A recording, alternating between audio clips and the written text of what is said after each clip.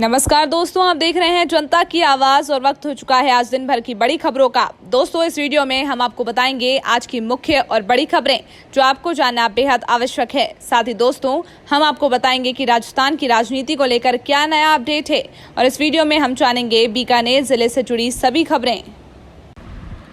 बीकानेर जिले के महाजन कस्बे से सरदार शहर जाने वाली संपर्क सड़क पर सुई के पास बाइक फिसलने से बाइक सवार की मौत हो गई। शव को महाजन अस्पताल की मरचुरी में रखवाया गया। मिली जानकारी के अनुसार एक युवक की बाइक सुई के पास अनियंत्रित होकर से फिसल गई। हादसे में युवक की मौके पर ही मौत हो गई। सूचना मिलने पर थाने के हेड कांस्टेबल मदन लाल जांगू मौके पर पहुंचे। युवक की पहचान गोगामेड़ी थाना क्षेत्र के निठराना निवासी मदन लाल बिश्नोई के रूप में हुई है।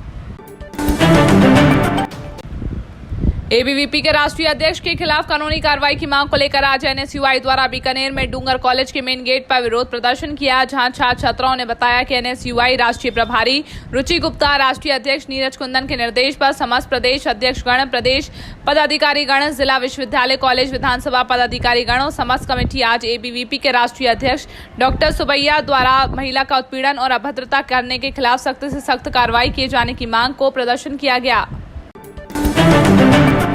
राजस्थान में जारी सियासी रार के बीच बहुजन समाज पार्टी सुप्रीमो मायावती ने आज राजस्थान के मुख्यमंत्री गहलोत पर बड़ा आरोप लगाया है। उन्होंने कहा, चुनाव के बाद हमने बिना शर्त 6 विधायकों का समर्थन कांग्रेस को दिया था, लेकिन सीएम अशोक गहलोत ने असंवैधानिक रूप से उन्हें कांग्रेस में शामिल करा लिया।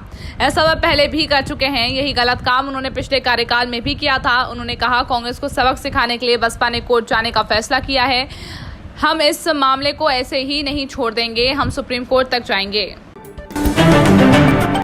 बीकानेर जिले के चामसर थाना क्षेत्र में एक विवाहिता के साथ युवक ने जबरदस्ती बलात्कार किया है। मिली जानकारी के अनुसार जिले के चामसर थाना क्षेत्र में रहने वाली एक विवाहिता ने मामला दर्ज करवाया है कि 5 जून को मेरा पति किसी काम से लूणक रनसर गया था। उसी दौरान मैं झोपड़े में अकेली थी। मौका देखकर मोलानिया निवासी मुखराम उसके झोपड़े में घुस गए और मेरे साथ अश्लील हरकतें करने लगे। मेरे लाख मना करने के बाद वो नहीं माने और मेरे साथ जबरदस्ती बलात्कार किया। मेरे चिल्लाने की बहुत कोशिश की, परंतु आरोपी मुखराम ने मेरे मुंह पर हाथ रख दिया था। आरोपी ने कहा, अगर ये बात किसी को बताई तो बदनाम कर दूंगा। पुलिस ने मामला दर्ज कर जांच शुरू की है।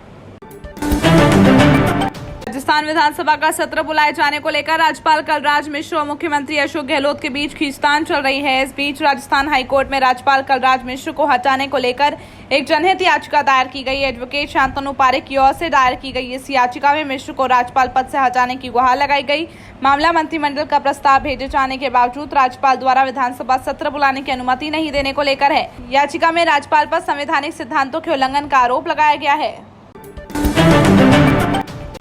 राजस्थान बोर्ड की 10वीं क्लास के परिणाम आज 28 जुलाई शाम 4 बजे जारी कर दिए गए हैं। इस बार भी नतीजों में एक बार फिर बाजी बेटियों के नाम रही। 10वीं बोर्ड का कुल रिजल्ट 80.63% रहा, जबकि पिछले साल ये 79.85% रहा था। इस बार भी पिछले साल की तरह बेटियों का दबदबा रहा। इस साल 10वीं बोर्ड में 81.41% लड़कियां पास हुई, वहीं लड़कों का पास प्रतिशत 78.99 रहा।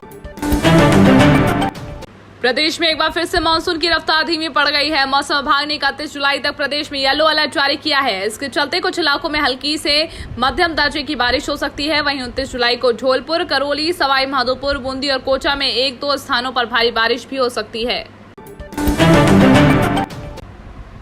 अयोध्या में राम मंदिर निर्माण के लिए 5 अगस्त को भूमि पूजन होगा। भूमि पूजन के लिए देश के प्रमुख तीर्थ स्थलों की मिट्टी और पवित्र नदियों का पानी काम में लिया जाएगा। इसी के तहत राजस्थान के 55 प्रमुख मंदिरों और तीर्थ स्थलों की पवित्र मिट्टी नींव में डाली जाएगी। तीर्थराज पुष्कर सरोवर का पानी भी भूमि पूजन में काम आएगा। भारत को बुधवार को राफेल लड़ाकू विमान मिलने जा रहा है। फ्रांस से रवाना हुए 5 राफेल लड़ाकू विमान बुधवार को अंबाला एयरबेस पर पहुंचेंगे। फ्रांस के साथ हुई इस पूरे डील में कई तरह की अड़चनें थीं, क्योंकि राफेल को भारतीय वायुसेना की जरूरतों को हिसाब से तैयार करवाना था। इस पूरी प्रक्रिया में जम्मू कश्मीर के ताल्लुक रखने वाले वायुसेना के एयर कॉमरेड हिलाल अहमद रथर की अहम भूमिका रही। एयर कॉमरेड हिलाल अहमद अभी फ्रांस में हैं और भारतीय वायुसेना के एयर अटैच के रूप में तैनात हैं, यानी फ्रांस में भारतीय वायुसेना की अगुवाई वही करते हैं, जिन्हें लगातार फ्रांस में भारत के राजदूत के साथ देखा भी जाता रहा है। धरती का कर्ज उतारना है तो पौधा लगाना है जरूरी। नोखा मानसून के दृष्टिकोण से धरती पर जगह जगह पौधारोपण कर उन पौधों की सार संभाल का जिम्मा लिया जा रहा है। इसी कड़ी में बागड़ी शिव मंदिर के पास वाली गली में पर्यावरण प्रेमी और पूर्व पार्षद बाबूलाल सोनी द्वारा पिछले साल 19 पौधे लगाए और उन पौधों के जालीदार सुरक्षा गार्ड लगाकर सार संभाल की और नित्य पौधों में पानी देना और सार संभाल करना अपना दिनचर्या बना ली है। इस वर्ष भी मानसून के दृष्टिकोण से आज 11 पौधे और इसी गली में जालीदार सुरक्षा गार्ड सहित लगाए गए और सार संभाल का जिम्मा लिया गया।